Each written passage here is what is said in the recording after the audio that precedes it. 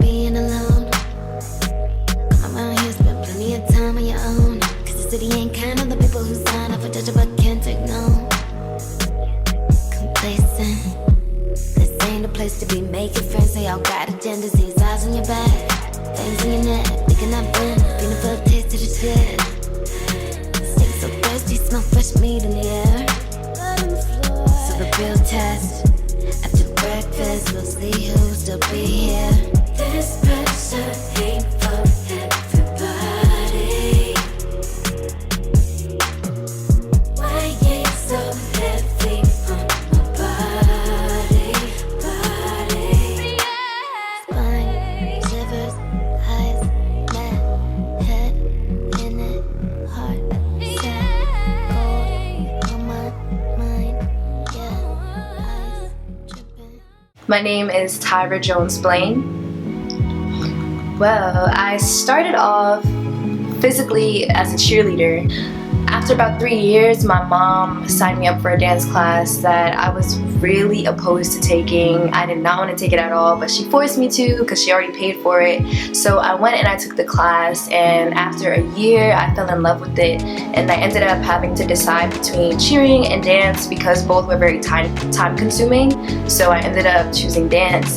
Dance to me is more than a term or an art form. Universally, it's movement. It's what connects us kinesthetically as a species. I feel like everybody is capable of entering dance as movement, as a way to express, as a way to release, as a way to move away from tension and violence, and as a way to just celebrate the life that we live.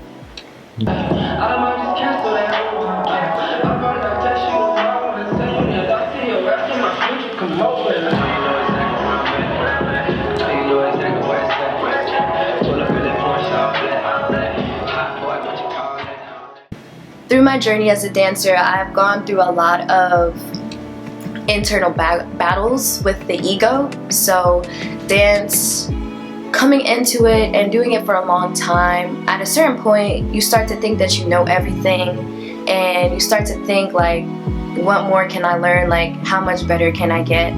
And then you enter this space of resistance when it comes to learning new material, well, at least for myself. And in the process of learning these new things, you start to humble yourself because you realize that there's always learning to do, there's always progress to be made, and it opens you up, and your ego is removed and reinserted into yourself in a way that allows you to approach things with gratitude. So mentally, that's how dance has shifted me and my personality.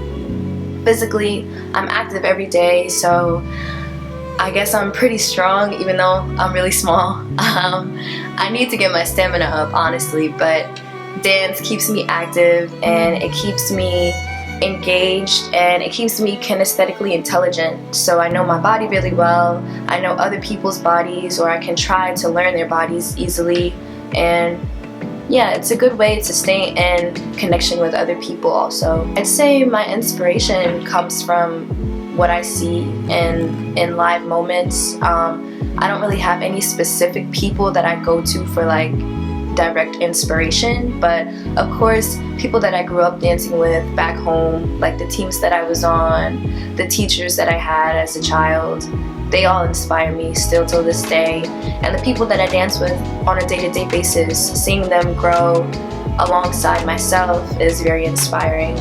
As this last year, I've been making it a point to try to collaborate with different artists around the Philadelphia area. It's really hard because school is time consuming, and if I'm not in class, I'm in rehearsal. If I'm not in rehearsal, I'm at work. And if I'm not at work, I'm doing homework.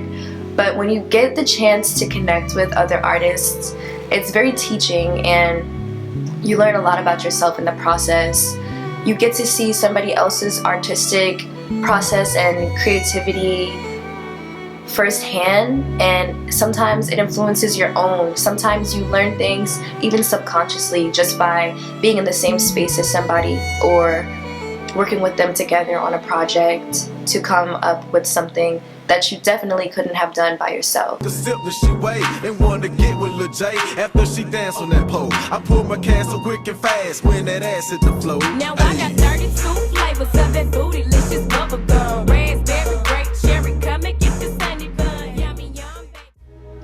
In high school, being a part of a team was great. It was great for me.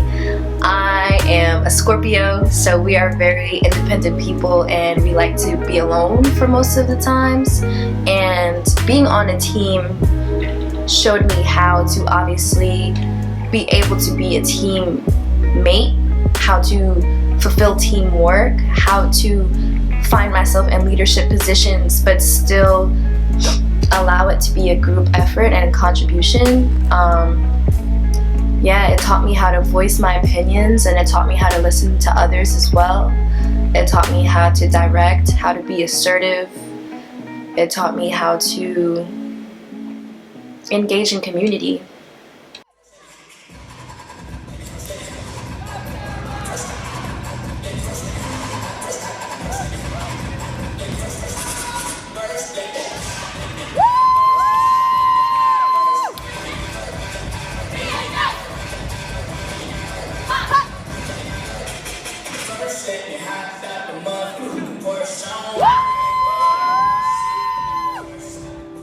Work at about 6 places in the Philadelphia area. I teach at some studios, some high schools, middle schools. I also run the social media for a dance company here. I've done choreography for artists. I've done videos for people. There's a lot of stuff that you can do as a dancer which people don't necessarily realize. So oftentimes I tell them there's many things. You can be a teacher, an instructor for any ages from 2 to adults. You can be a choreographer, which means that you just put together pieces of work for maybe a company or a school or a program.